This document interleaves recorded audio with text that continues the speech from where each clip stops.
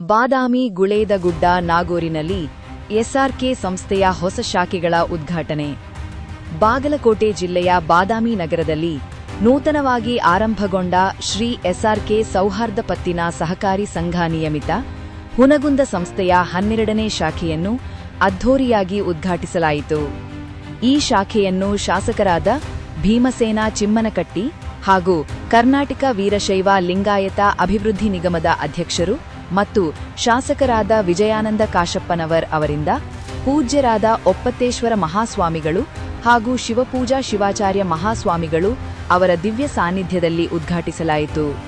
ಅದೇ ರೀತಿಯಲ್ಲಿ ಗುಳ್ಳೇದಗುಡ್ಡ ನಗರದಲ್ಲಿ ಸಂಸ್ಥೆಯ 13ನೇ ಶಾಖೆಯನ್ನು ಶಾಸಕ ವಿಜಯಾನಂದ ಕಾಶಪ್ಪನವರ್ ಹಾಗೂ ಪೂಜ್ಯರಾದ ಒಪ್ಪತ್ತೇಶ್ವರ ಮಹಾಸ್ವಾಮಿಗಳವರಿಂದ ಉದ್ಘಾಟಿಸಲಾಯಿತು. ಇದಾದ ಬಳಿಕ ಹುನಗುಂದ ತಾಲೂಕಿನ ನಾಗೂರ ಗ್ರಾಮದಲ್ಲಿ ಸಂಸ್ಥೆಯ 14ನೇ ಶಾಖೆಯನ್ನು ಶಾಸಕ ವಿಜಯಾನಂದ ಕಾಶಪ್ಪನವರ್ ಅವರು ಉದ್ಘಾಟಿಸಿದರು. ಈ ಶುಭ ಸಂದರ್ಭದಲ್ಲಿ ಸಂಸ್ಥೆಯ ಆಡಳಿತ ಮಂಡಳಿ ನಿರ್ದೇಶಕರು, ಬಾದಾಮಿ ಗುಳೇದಗುಡ್ಡ ಮತ್ತು ನಾಗೂರ ಶಾಖೆಗಳ ಸಲಹಾ ಸಮಿತಿ ಸದಸ್ಯರು, ಊರಿನ ಹಿರಿಯರು, ಎಸ್ಆರ್ಕೆ ಅಭಿಮಾನಿಗಳು, ಶಾಖೆಯ ವ್ಯವಸ್ಥಾಪಕರು ಹಾಗೂ ಸಿಬ್ಬಂದಿ ವರ್ಗ ಉಪಸ್ಥಿತರಿದ್ದು ಕಾರ್ಯಕ್ರಮಕ್ಕೆ ಮೆರುಗು ನೀಡಿದರು.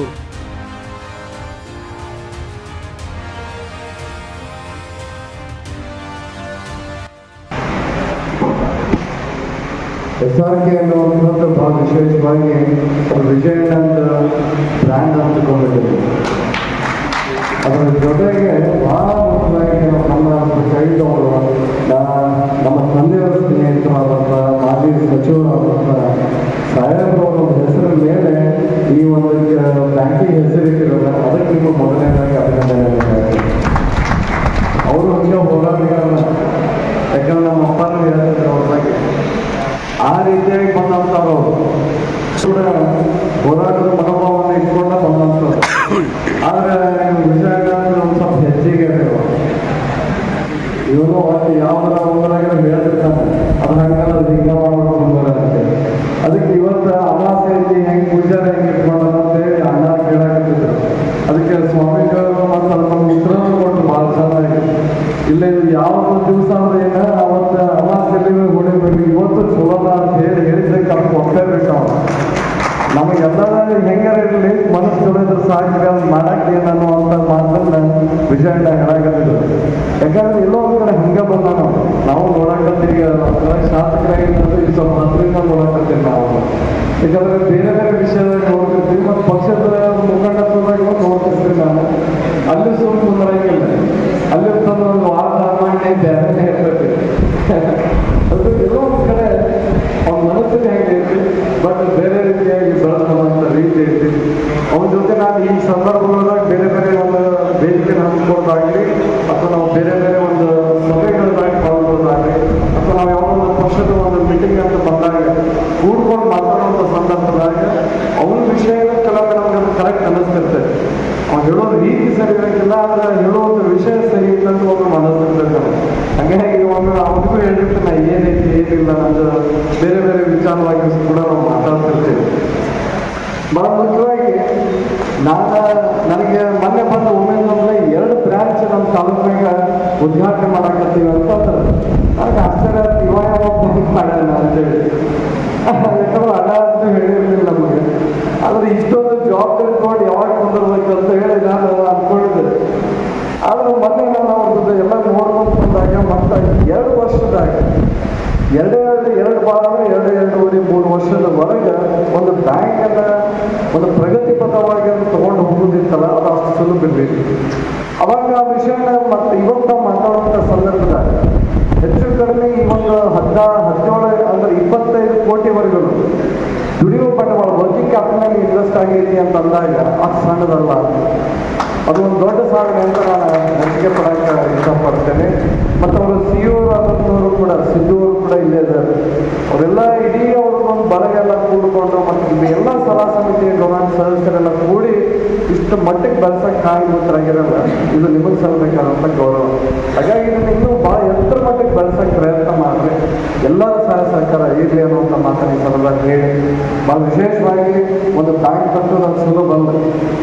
ನಾವು ಕೂಡ ಬ್ಯಾಂಕ್ ಕಟ್ಟಿವಿ, ಇಲ್ಲಿ ಎಲ್ಲ ಏನಾದ್ರೂ ಹೆಚ್ಚು ಕಡೆ ಮುಖಂಡರು ಎಲ್ಲರೂ ಬ್ಯಾಂಕ್ಗಳನ್ನು ಕಟ್ಟಿದಾರ ಅದ್ರಿ ನಾವು ನಮ್ಗೆ ಗೊತ್ತಿರ ಅರ್ಧ ಕಟ್ಟಾರ ಎಲ್ಲ ಒಂದು ಕಡೆ ಬೆಳೆಯುವವರೆಗೂ ಬೇರೆ ಇರ್ತದೆ. ಅದು ಬೆಳೆದು ನಿಂತಾಗ ಪ್ರಶ್ನೆ ಮಾಡೋದು ಭಾಳ ಮಂದಿ ಆಗ್ತಾರೆ. ಅದಕ್ಕೆ ನಿಮ್ಗೆ ಗಮನಕ್ಕೆ ಒಂದು ಏನಪ್ಪ ಅಂದ್ರೆ ಯಾರು ಬೆಳ್ಸಕತ್ತಾರ, ಯಾರು ಚಲೋ ಮಾಡಕತ್ತಾರಲ್ಲ ಅವ್ರಿಗೆ ನಾವು ಸಹಾಯ ಸರ್ಕಾರ ಇದ್ರೆ ಸಾಕು. ಎಲ್ಲ ಒಂದು ಕಡೆ ದೇವರನ್ನ ಒಳ್ಳೆಯ ಮಾಡ್ತಾನೆ ಅಂತ ಭಾವಿಸಿಲ್ಲ. ಯಾಕಂದ್ರೆ ನಾ ಯಾಕೆ ಮಾತು ವ್ಯಕ್ತಪಡಿಸ್ತೀನಿ ಅಂತಂದ್ರೆ ಬೆಳೆಯುವಷ್ಟು ಒಂದು ವ್ಯವಸ್ಥೆ ಇರ್ತೈತಿ. ಎಪ್ಪ ಸಿಕ್ಕಿಕೊಂಡು ಮಂದಿ ಅಡ್ಡಾಡ್ಬೇಕು, ಮುಗಿಬೇಕು, ಒಬ್ರು ಬಯಸ್ಕೋಬೇಕು, ಹೋಗ್ಲಿಸ್ಕೋಬೇಕು ಇಷ್ಟ ಸನ್ಮಾನ ಇರಾಗಿಲ್ಲ. ಯಾವಾಗಲೂ ಚಲೋ ಆಗಿ ಬೆಳೆದು ಅಳದ ಮರ ನಿಲ್ಲುತ್ತೆ, ಅವಾಗ ಮತ್ತೊಬ್ಬರು ಪ್ರಶ್ನೆ ಮಾಡಕ್ಕೆ ಅವ್ರು ಮಾಡ್ತಾರೆ ಈ ಸಮಾಜದಲ್ಲಿ. ಅದಕ್ಕೆ ಅವ್ರಿಗೆ ಅದ್ರ ಬಗ್ಗೆ ಗೊತ್ತಿರುತ್ತೆ ಇಲ್ಲ ಗೊತ್ತಿಲ್ಲ, ಅದನ್ನ ನಾವು ತಿಳ್ಕೊಬೇಕು. ನಾವೆಲ್ಲರೂ ಕೂಡ ಸಮಾಜದಾಗ ಎಲ್ಲರೂ ತಿಳ್ಕೊಬರ್ತೀವಿ. ಒಬ್ಬವಾರ ನಾವು ಉದ್ಧಾರ ಮಾಡಕತ್ತಾನಲ್ಲ ಅವ್ನ ಬೆನ್ನಿಗೆಲ್ಲ ನಾವು ನಿಂದ್ರದ್ದು ಕಲಿಯೋಣ ಅಂತ ನಾವು ವಿಚಾರ ಮಾಡಿದ್ರೆ ಅಂದ್ರೆ ಆ ಇಡೀ ಬ್ಯಾಂಕ್ಗಳ ಇಡೀ ಸಂಸ್ಥೆನ ಬೆಳೆದಿಲ್ಲ. ಅದನ್ನ ನಾವೆಲ್ಲರೂ ಕೂಡಿ ಮಾಡಬೇಕು. ಅದ್ರ ಜೊತೆಗೆ ಒಂದು ಗಮನಕ್ಕೆ ಯಾಕೆ ಇವ್ರು ಮಾತನ್ನು ಈ ಸಂದರ್ಭದಲ್ಲಿ ವ್ಯಕ್ತಪಡಿಸ್ತೀನಿ ಅಂತ, ಎಷ್ಟು ಮಂದಿಗೆ ಒಂದು ಬ್ಯಾಂಕ್ ಬೆಳೆದು ನಿಂತಂದ್ರೆ ಅಲ್ಲಿ ಒಂದು ಕನಿಷ್ಠ ಪಕ್ಷ ಅಂದ್ರೆ ಒಂದು 5-10 ಕುಟುಂಬಗಳು ಬದುಕಕ್ಕೆ ಚಾಲು ಮಾಡ್ತಾರೆ. ಅವರಿಗೆ ನೌಕರಿ ಕೊಡ್ತೀವಿ, ಅವ್ರ ಪಗಾರ ತಗೊಳಕ್ ಚಾಲು ಮಾಡ್ತಾರೆ. ಆ ಪಗಾರ ತಗೊಂಡು ತಾವಷ್ಟ ಏನು ಆರಾಮ ಮನೆ ಕಟ್ಕೊಂಡು ಬಾಳೆ ಮಾಡಂಗಿಲ್ಲ. ಅವ್ರು ಹೋಗಿ ಅವ್ರ ಹೆಂಡರು ಮಕ್ಕಳನ್ನ, ತಂದೆ ತಾಯಿನ, ಇನ್ನೊಂದು ಬಳಗನ್ನ, ಅವರಿಗೆ ಆರೋಗ್ಯದ ಇನ್ನೊಂದು ಎಲ್ಲ ಕಷ್ಟ ಸುಖದಾಗ ಅವ್ರು ಪಾಲ್ಗೊಳ್ಳುವಂಥ ವ್ಯವಸ್ಥೆ ಆಗ್ತದೆ.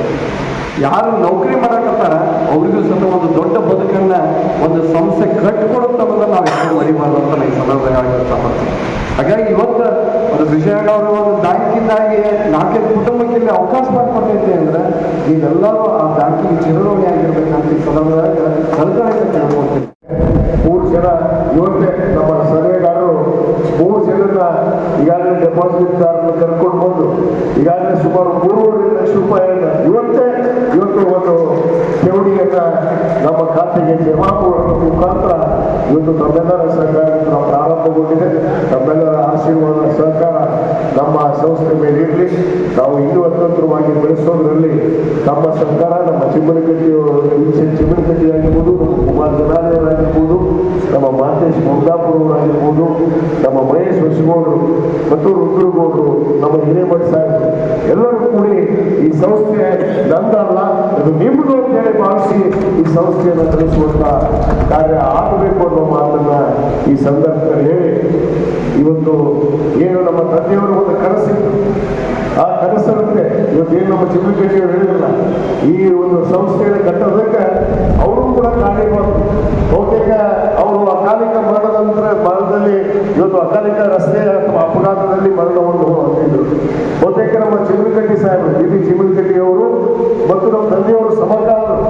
ಬಹುತೇಕ ಅವ್ರಿಗಿಂತ ಮುಂಚಿತವಾಗಿ ಈ ಬದಾಮಿ ತಾಲೂಕಿನ ಅದೃಷ್ಟ ಹೇಳ್ತಾರಂದ್ರೆ ಅವರು ಬಹಳ ಹರಿಯಾದ ವಯಸ್ಸಿನಲ್ಲಿ 27 ವಯಸ್ಸಿನಲ್ಲಿ ಗುಂಡೂರಾವ್ ಸಚಿವ ಸಂಪುಟದಲ್ಲಿ ನೀರಾವರಿ ಸಚಿವರಾಗಿ ಕೆಲಸ ಮಾಡಿದಂತ ಮತಕ್ಷೇತ್ರ ಯಾವುದಾದ್ರು ಅದು ಬಾದಾಮಿ ಅನ್ನೋ ಮಾತನ್ನು ಹೇಳಕ್ಕೆ ಇಚ್ಛಪಡ್ತದೆ.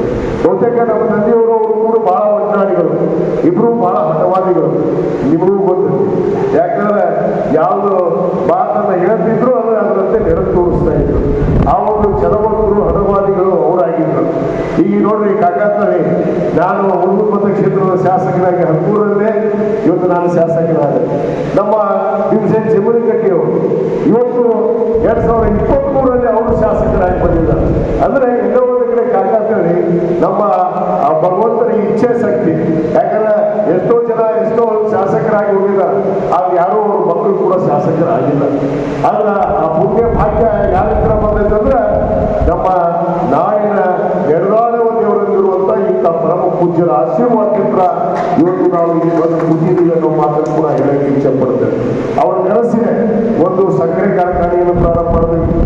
ಈಗಾಗಲೇ ನಾವು ಸಕ್ಕರೆ ಕಾರ್ಖಾನೆಗಾಗಿ ಸುಮಾರು 100 ಎಕರೆ ಭೂಮಿಯನ್ನು ತೆಗೆದುಕೊಂಡು ಈಗ ಕೆಲವೇ ದಿನಗಳಲ್ಲಿ ಆ ಒಂದು ಸಕ್ಕರೆ ಕಾರ್ಖಾನೆ, ಅದು SRK sugar industry private limited ಅನ್ನ ನಾನು ಈಗಾಗಲೇ ಪ್ರಾರಂಭ ಮಾಡ್ತಾ ಇದ್ದೀನಿ. ಅದು ಬೇಗನೆ ಆ ಕಾಮಗಾರಿಯನ್ನು ಕೂಡ ಪ್ರಾರಂಭ ಮಾಡುವಂತ ಹಂತದಲ್ಲಿ ಈಗಾಗಲೇ ನಾವು ಇದೀವಿ ಅನ್ನೋ ಮಾತನ್ನು ಹೇಳಿ, ಇವತ್ತೇನು ಒಟ್ಟಾರೆ ನಿಮ್ಮೆಲ್ಲರ ಜನರ ಸಹಕಾರ ಆಶೀರ್ವಾದದಿಂದಲೇ ಇವತ್ತು ಕಾಶ್ಯಪ್ ಅವ್ರ ಮಂತ್ರರಾಗಿರ್ಬೋದು, ಜಮೀನುಗಟ್ಟರು ಮಂತ್ರಿಯನ್ನ ಆಗಿರ್ಬೋದು ಇವತ್ತು ಸಮಾಜದಲ್ಲಿ ಗುರುತಿಸಿಕೊಂಡು ನಡೀತಾ ಇದ್ದೀವಿ ಅನ್ನೋ ಮಾತನ್ನ ಬಹಳ ಸ್ಪಷ್ಟವಾಗಿ ಈ ಸಂದರ್ಭದಲ್ಲಿ ನಾನು ಹೇಳಕ್ಕೆ ಇಚ್ಛೆ ಪಡ್ತೇನೆ. ಆ ನಿಟ್ಟಿನಲ್ಲಿ ತಮ್ಮೆಲ್ಲರ ಸಹಾಯ ಸಹಕಾರ ಆಶೀರ್ವಾದ ಸದಾಕಾಲ ನಮ್ಮ ಮೇಲೆ ಇರಲಿ ಅಂತ ಹೇಳಿ ಮತ್ತೊಮ್ಮೆ ತಮ್ಮಲ್ಲಿ ಪೂಜ್ಯರಲ್ಲಿ ನಾನು ಪ್ರಾರ್ಥನೆಯನ್ನ ಮಾಡಿ ಈ ಒಂದು ಕಾರ್ಯಕ್ರಮಕ್ಕೆ ನಾವೆಲ್ಲ ಆಗಮಿಸಿ ಬಹಳಷ್ಟು ಸಮಯ ಪಾಪ ಪೂಜ್ಯರು 10 ಗಂಟೆಗೆ ಬಂದು ಕೂತಿದ್ರು. ನಾನು ತಡ ಮುಂದೆ 4 ತಾಸು ಇವತ್ತು ನಮ್ಮ ಚಿತ್ರಕಟ್ಟರು ಬೇರೆ ಬೇರೆ ಕಾರ್ಯಕ್ರಮದ ನಿಮಿತ್ತ ಅವರು ಕೂಡ ತಡವಾಗಿ ಆಗಮಿಸಬೇಕಾಯ್ತು. ಆದಾಗಿ ಕೂಡ ಪೂಜ್ಯರು ಇಷ್ಟೊತ್ತು ನಮಗೋಸ್ಕರ ನಮ್ಮ ಮೇಲೆ ಒಂದು ಪ್ರೀತಿ ವಿಶ್ವಾಸಕ್ಕೋಸ್ಕರ ಇಷ್ಟೊತ್ತು ಅವ್ರ ಕಾರ್ಯಕ್ರಮದಲ್ಲಿ ಕುತ್ಕೊಂಡು ಈ ಕಾರ್ಯಕ್ರಮದಲ್ಲಿ ಭಾಗವಹಿಸಿದ್ದಕ್ಕೆ ನನ್ನ ಸಂಸ್ಥೆಯ ಪರವಾಗಿ ಮತ್ತೊಮ್ಮೆ ಪೂಜ್ಯರ ಪಾಲನೆಗೆ ನನ್ನ ಹಣೆಯನ್ನು ಬರೆದು ಅವರಿಗೂ ಕೂಡ ನಾನು ವಿಶೇಷವಾದ ಧನ್ಯವಾದಗಳನ್ನು ಈ ಸಂದರ್ಭದಲ್ಲಿ ಅರ್ಪಿಸಿ ಮತ್ತೊಮ್ಮೆ ನಮಗೆಲ್ಲರಿಗೂ ವಂದಿಸಿ ನನ್ನ 2 ಮಾತನ್ನು ಮುಗಿಸ್ತೇನೆ. ಜೈ ಹಿಂದ್, ಜೈ ಕರ್ನಾಟಕ. ಸರ್ಕಾರ ಕೇಳಿದ್ರಿ, ಸರ್ಕಾರ ಬೆಳೆದಿದೆ.